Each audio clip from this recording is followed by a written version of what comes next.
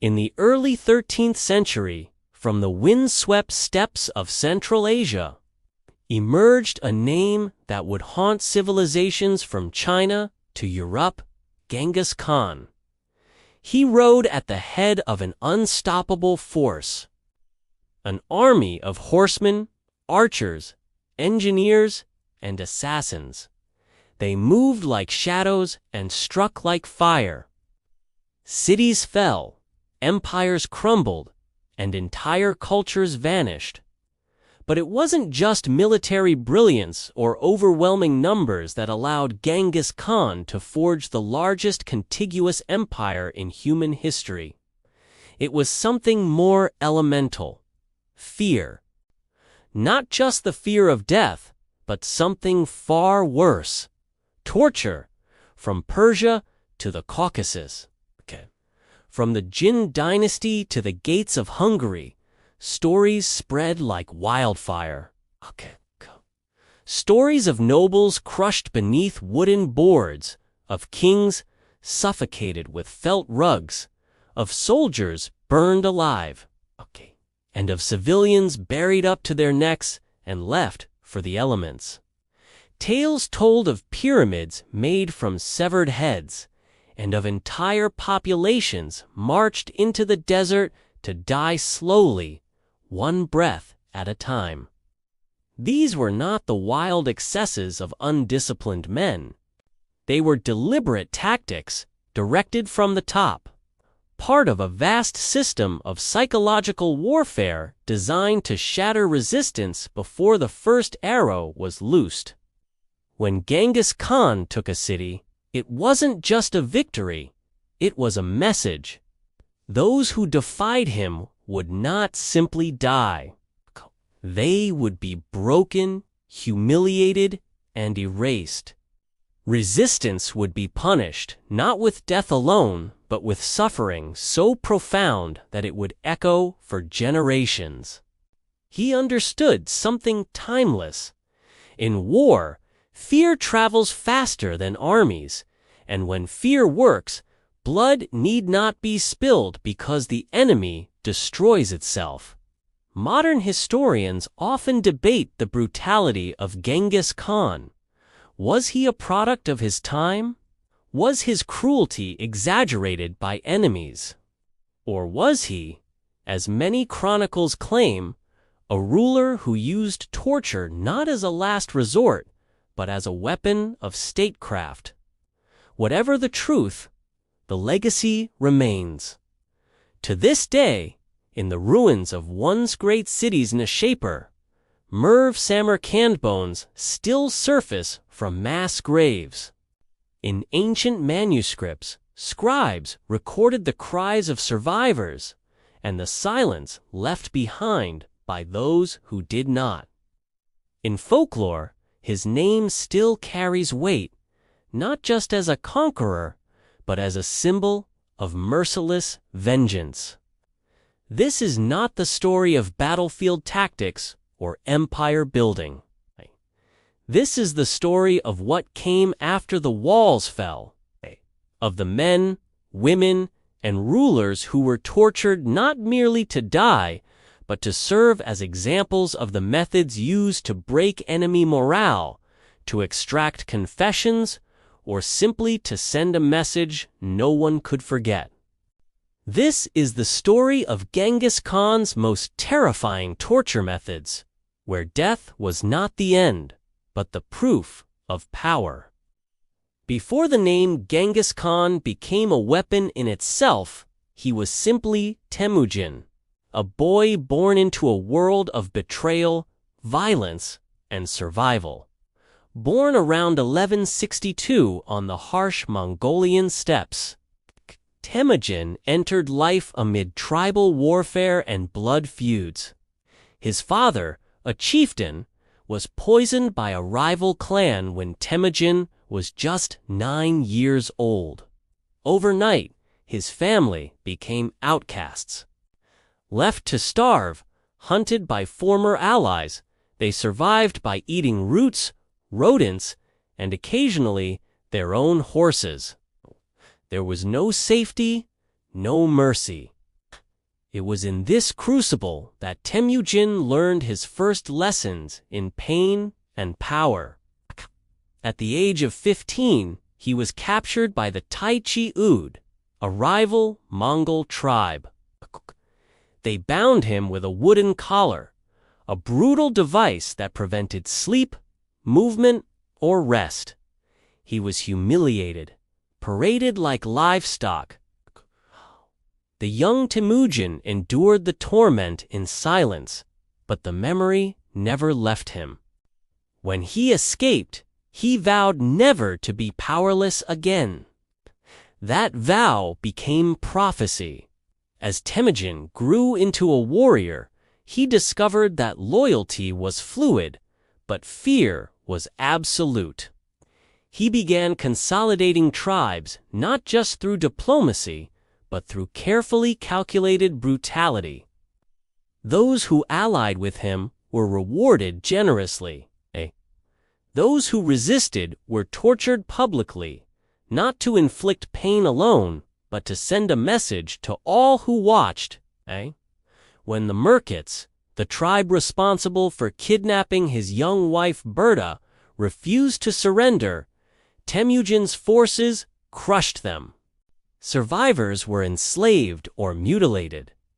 The leaders were executed in full view of their people, boiled alive, burned slowly, or dismembered. Depending on what lesson Temujin wanted to teach that day, the message was clear: defiance would not be tolerated. As his reputation grew, Temujin understood something deeper. Terror was more effective than generosity. A well-fed soldier could still turn on you, but a terrified one would obey until death. He began refining cruelty into policy, using torture as both punishment and performance.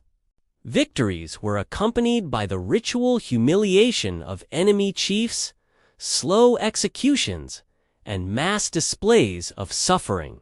Temujin's enemies didn't just lose, they were erased, often buried alive, crushed beneath the hooves of horses, or beheaded one by one with their skulls stacked at city gates.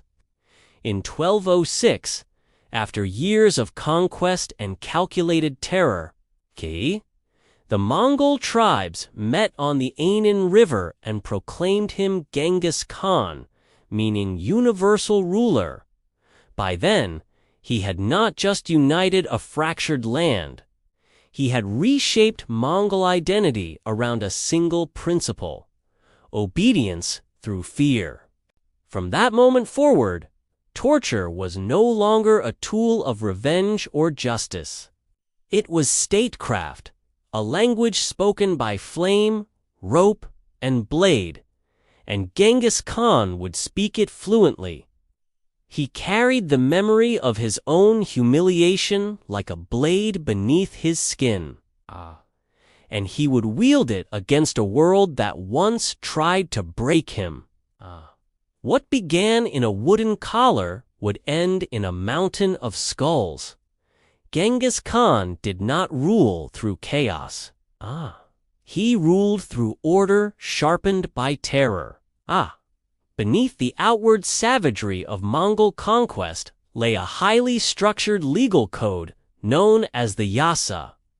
Though the exact contents were never written down officially and varied over time, the Yasa was a fusion of tribal custom, military discipline, and the iron will of a single man. It governed everything from how to treat an enemy to how to distribute loot, to how to punish betrayal. And always, at the heart of it, was one principle: loyalty above all else. Disobedience to the Khan was not merely treason, it was blasphemy. The Mongol world was not built on rights, but on obedience to power, and justice was not blind. It watched carefully and struck hard. Torture in this system was not chaos. It was policy. Stealing a horse could result in being dragged behind one. Lying could lead to the removal of the tongue. A soldier who fled battle might be executed alongside his entire family to erase the bloodline of cowardice. For enemies of the empire, punishment was even more severe. Captured spies were flayed alive, their skin hung from city gates. Defectors were boiled or executed slowly by impalement. And in a chilling display of Genghis Khan's methodical cruelty, entire enemy royal families were sometimes buried alive or bricked into towers, left to die in darkness and silence. But even within this brutality, there was a kind of logic. Genghis Khan believed that by punishing one man brutally, he could spare the lives of 1,000 others. He used torture, not randomly, but with surgical precision, choosing his victims to maximize fear, ensure obedience, and eliminate future threats. His soldiers were bound by strict discipline.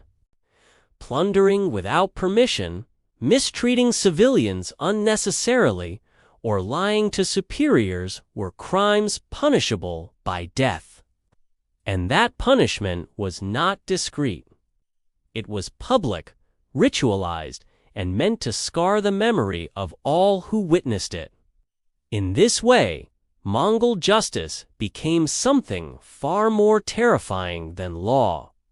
It became a theater of pain, a warning performed in blood and fire. And like all great performances, it had a very specific audience. The next city in the Mongols' path. They knew what was coming. They had heard the stories, and many surrendered without a single arrow being fired. This was not accidental. Genghis Khan understood a timeless truth. Fear is more efficient than force. And fear, to be truly effective, must be performative. It must be seen, heard, and passed on from one trembling survivor to the next potential victim. Torture under Genghis Khan became theater. When the city of Nishapur in modern-day Iran resisted Mongol rule in 1221, the consequences were not swift. They were orchestrated. After Mongol general Takushar, the Khan Sunila was killed during the siege. Genghis Khan responded with something more than vengeance. He ordered the city emptied and its citizens' men, women, and children executed. But it wasn't just killing. It was messaging.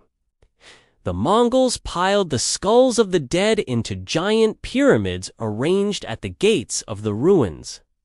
Some estimates suggest up to 100,000 were slaughtered, their bones stacked as high as houses.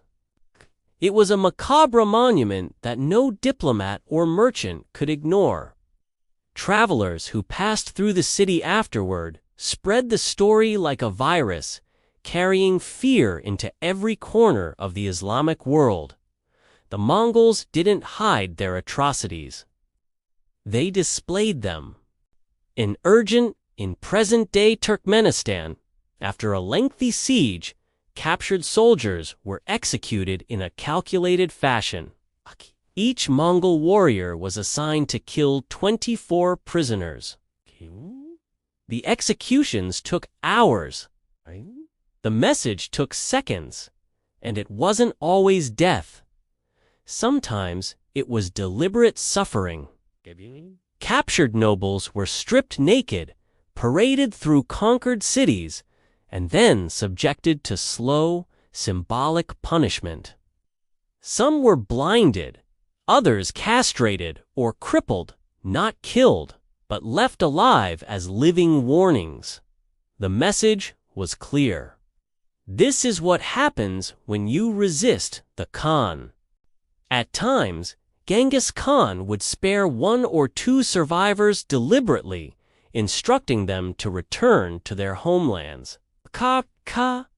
They were not freed as a mercy, but as messengers of fear. Survivors were often forced to watch the execution of loved ones, the burning of their homes, or the torture of their leaders before being sent back. They returned not as heroes, but as broken emissaries, their minds seared with horror. In Herat, it was said that the Mongols forced prisoners to dig their own mass graves, then buried them alive. In Merv, after a brief resistance, nearly 700,000 people were said to be executed, though the real number may have been closer to 200,000. Again, it wasn't just the scale. It was the method, painful, public, humiliating, a ritual sacrifice performed for maximum visibility. There was a purpose behind the cruelty. Act of torture, each mutilation or execution served a strategic end: to break morale in the next target city, to fracture alliances, to force surrender before a single Mongol was lost in battle. In many cases, it worked. Cities began to surrender preemptively, opening their gates, offering tribute, swearing loyalty not out of political agreement, but out of sheer survival terror. The Mongols welcomed this. They wanted every city to know what happened to those who did. Even the timing of atrocities was precise. Executions often took place immediately after surrender, but before full looting to establish dominance. Public punishments were often conducted at dawn, with the entire population forced to watch. And the cruelty was never wasted. It was always witnessed. But perhaps the most terrifying aspect of Mongol torture was that it wasn't rage. It wasn't random. It was deliberate, practiced, and systematized. Genghis Khan didn't need mass executions to win battles. He used them to win minds. And the result was a form of warfare that attacked not only armies, but civilizations' will to exist. This was torture, not as punishment, not even as interrogation, but as broadcast, as branding, as legend. And centuries later, the echoes remain in the ruins scattered across Central Asia, in the written accounts of trembling scribes, and in the collective memory of cultures that were once wiped nearly out of existence. Genghis Khan didn't need everyone to die. He just needed everyone to believe they would.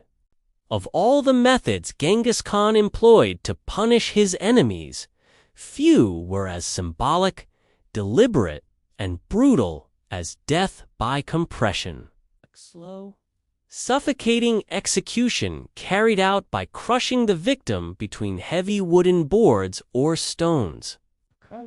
This was not the chaos of war. It was not the arbitrary killing of a peasant or foot soldier. It was reserved for the high-born royalty, generals, nobles, those whose deaths carried political and psychological weight, and its message was unmistakable. No blood spilled, but all dignity destroyed. The Mongols, despite their brutality, followed a spiritual logic in some executions. According to certain Mongol and steppe traditions, the spilling of noble blood onto the ground was considered taboo, ritually impure. So when they wanted to kill a high-status enemy, they devised ways to execute without violating that belief, hence death by compression, sometimes called smothering beneath the earth. The method varied by region and era, but its core remained the same.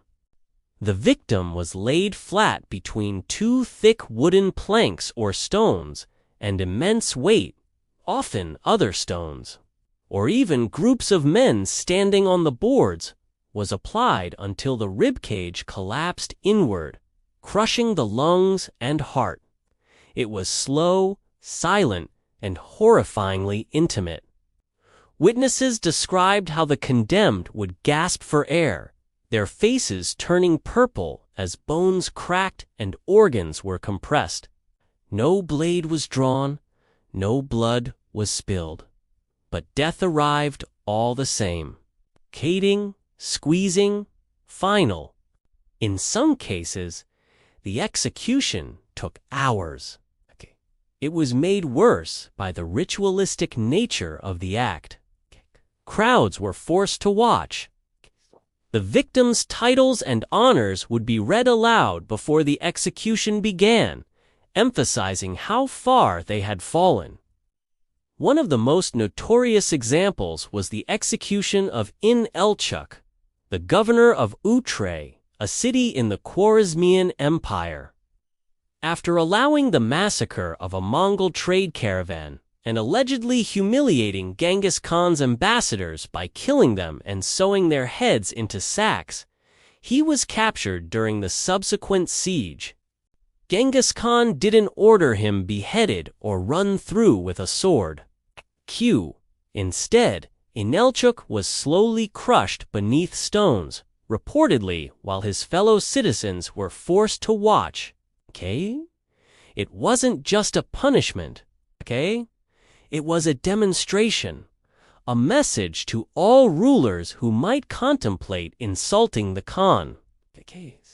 This technique was also used when Genghis Khan conquered other royal dynasties.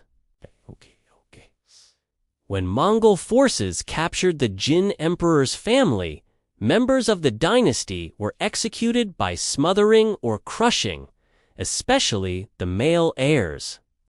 This wasn't just death, it was erasure, a method of eliminating rival bloodlines without polluting the earth with imperial blood. The act also carried psychological weight. Death by compression denied warriors the clean death they sought, robbed them of battle, of last words, of visible wounds. It was humiliating and disempowering, transforming kings and generals into silent, gasping victims beneath boards and stones. Mongol chroniclers rarely described these events in emotional terms. For them, it was simply justice carried out efficiently and in accordance with the needs of empire. But for their enemies, especially those of royal blood, it was the worst possible death, ignoble, excruciating, and deeply symbolic. Even centuries later, the legend of these executions endured in Persian, Chinese, and Middle Eastern texts. Genghis Khan had not merely conquered cities. He had broken ruling lineages, spiritual customs, and psychological barriers. He made it clear that no title, crown, or dynasty could protect you from the weight of his vengeance. Death by the sword could be heroic. Death by crushing was a message, one that said, even kings can be broken. In the cities conquered by Genghis Khan, death was not buried. It was built. After the slaughter came the silence, and after the silence came the pyramid. Towering piles of skulls stacked methodically outside city gates, beside temples or in palace courtyards, became a trademark of Mongol conquest. They were not random heaps of corpses. They were architectural warnings, constructed with precision, shaped from the bones of those who dared to resist. In Nishapur, Merv, Herat, and Balkh, witnesses reported hills of human remains as high as buildings. Some were arranged geometrically cones, domes, towers as if the bones themselves had to serve some symbolic function. Others were used to line roads into the city, forming corridors of skulls through which the few survivors were forced to walk. Each structure served a clear purpose: to speak without words. At Nishapur in 1221, after a Mongol commander, also Genghis Khan's son-in-law, was killed during the siege, the great Khan ordered every man, woman, and child in the city executed. Persian chroniclers claimed up to 100,000 people were killed, and that the bones of the dead were sorted by category: men in one pile, women in another, children in a third. A tower of bones stood at the center. At Merv, once considered one of the great cities of the Islamic world, the Mongols executed so many people. Some estimates say over 200,000 that they ran out of space to bury them. Instead, they built bone mounds that could be seen from miles away. One traveler passing through decades later described the way the sun caught on the weather-whitened skulls like a field of ivory stones. These weren't just remains, they were monuments. The Mongols knew the psychology of conquest. They understood that destruction needed to be visible, ritualized, and unforgettable. A burned city could be rebuilt, but a hill of human skulls left intact would haunt the memory of a region for generations. In many cases, captives were forced to build the pyramids themselves, stacking the heads of their own family members before being executed last. It was the final humiliation. Death delivered not only by steel or fire, but by psychological annihilation. Genghis Khan's generals perfected the practice. Wherever resistance was strong, the pyramids grew taller. And wherever news of them traveled, resistance crumbled. Even centuries later, travelers and scholars recorded the enduring terror of these bone monuments. They were not myth. Archaeological surveys in Central Asia and Iran have uncovered mass graves and bone mounds matching the locations described in medieval texts. These structures weren't just trophies. They were the foundations of empire. For Genghis Khan, skull pyramids were more than punishment. They were policy, performance, and prophecy. A reminder to all who watched or listened that the throne of the great Khan was not built on gold or law. It was built on bones. Not all torture under Genghis Khan involved blades or burning. Sometimes nature did the killing. In the vast, unforgiving landscapes of Central Asia and Persia, the Mongols turned the terrain itself into an executioner. One of their most psychologically devastating forms of punishment was abandonment. A calculated act in which captives were left to die slowly in the desert. Ain't no ropes, no blades, just the wind, the sand, and time. Victims were stripped of clothing, water, or weapons and taken deep into barren land, far from villages, rivers, or even animal tracks. There, they were left alone, disoriented and exposed. Sometimes their hands were bound. Other times, they were left free to wander pointlessly, fatally toward a horizon that offered nothing. To die of thirst in the desert is not quick. It is a descent into madness. The tongue swells, the lips crack, and the skin peels in the sun. The mind deteriorates before the body. Hallucinations set in. Victims often staggered in circles, leaving footprints that formed haunting spirals in the sand. The Mongols didn't always watch. They didn't need to. They knew the result.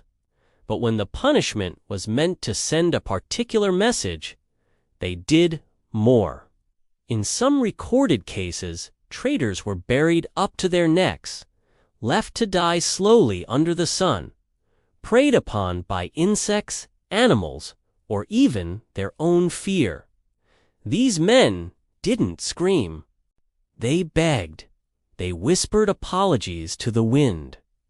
Sometimes the Mongols would return after several days, not to rescue, but to finish the sentence. If the victim had died, their bones were left as markers. If they clung to life, their throats were cut and their heads left impaled on spears driven deep into the sand. A final warning to those who might cross the Khan. What made abandonment so terrifying wasn't just the death. It was the isolation, the psychological unraveling, the removal of all hope. It turned the victim's own body into a torture chamber, the landscape into an accomplice. In the Mongol Empire, no place was truly safe, but the desert. That was where people went to disappear. The Mongols did not just conquer cities, they consumed them. When Genghis Khan decided a city must fall, not surrender, not be spared, but be obliterated, he unleashed a level of destruction that felt apocalyptic. Fire was not just a weapon. It was a message, a ritual, and a punishment. Mongol siege warfare was efficient. They used engineers, often captured Chinese or Persian specialists, to construct catapults, battering rams, and flaming projectiles. Once inside the walls, the strategy was brutal. Slaughter resistance, loot valuables, and then set the city ablaze. But this wasn't limited to structures. People were burned too. In cities like Nishapur, Bak, and Bamiyan, fires were set while inhabitants were still inside. Entire districts were barricaded, drenched in oil or animal fat, and ignited. Screams echoed through stone alleys as flames spread faster than the victims could flee. There was no warning, no mercy, no exit. Burning alive wasn't collateral damage. It was often intentional. Survivors of Mongol campaigns wrote of men, women, and children being herded into granaries or mosques, then locked inside as torchbearers circled the building. Fire was set on all sides.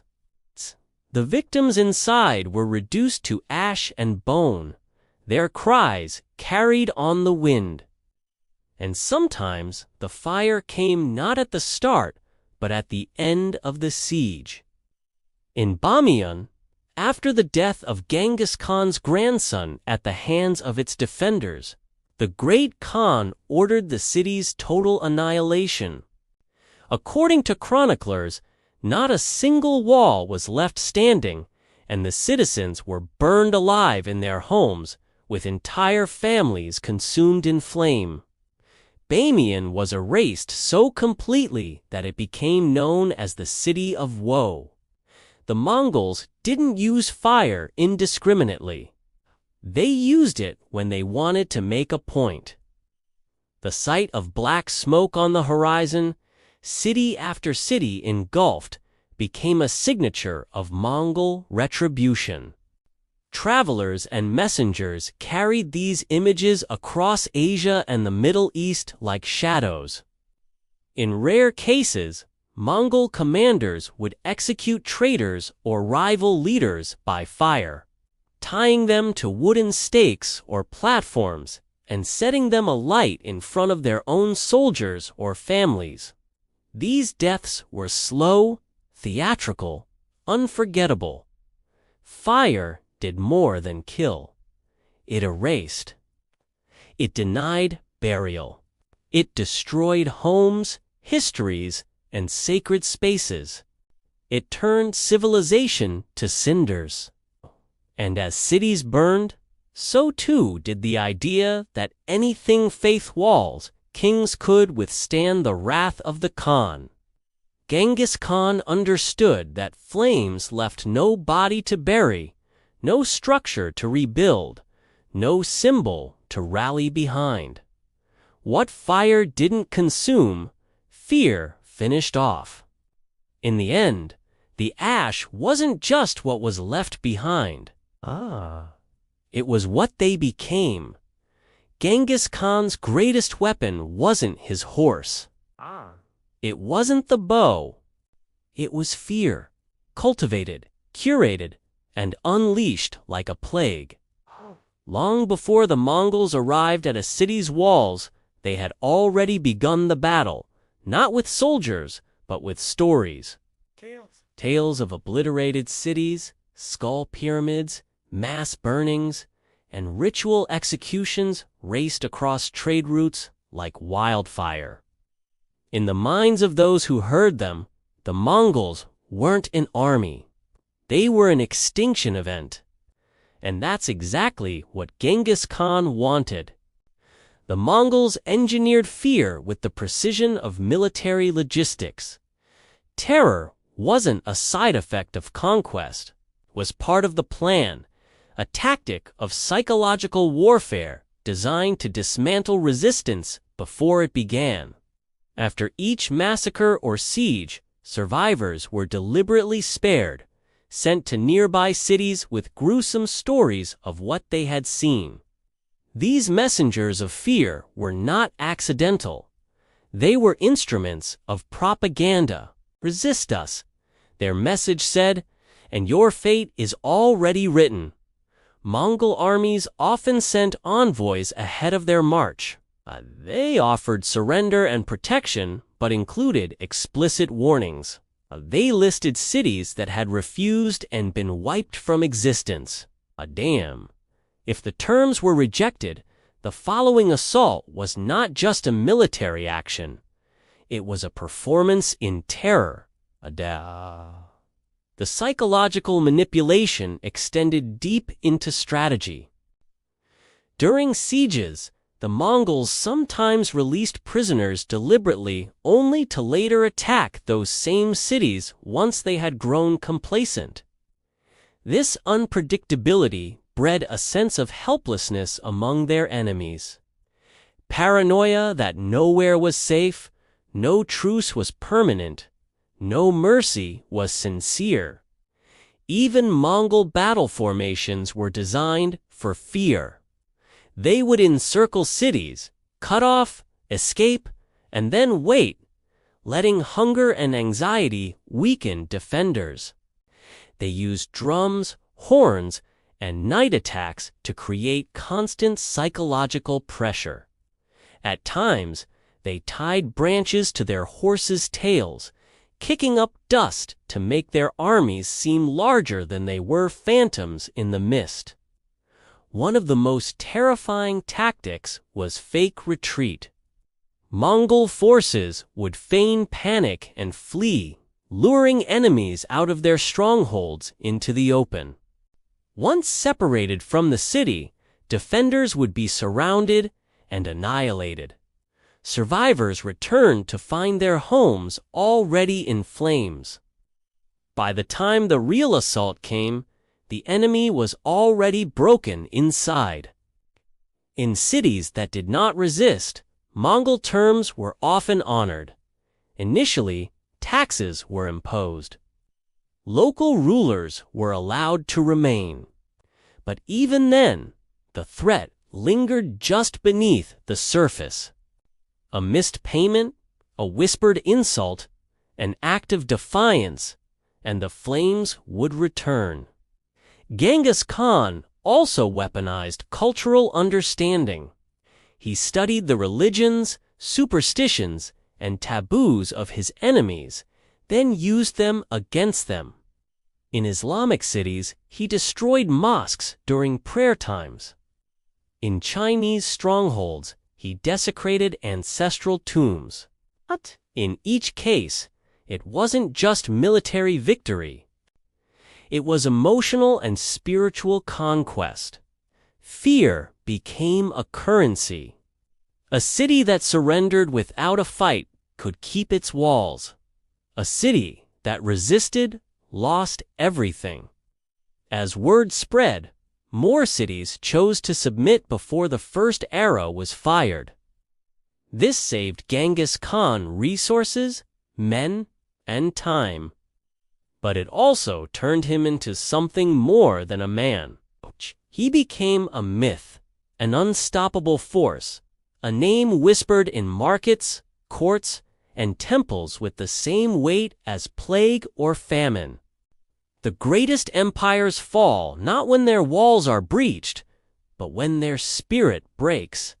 Genghis Khan understood that, and with every tower of skulls, every screaming city, every sparing of a single terrified survivor, he made sure the fear always got there first.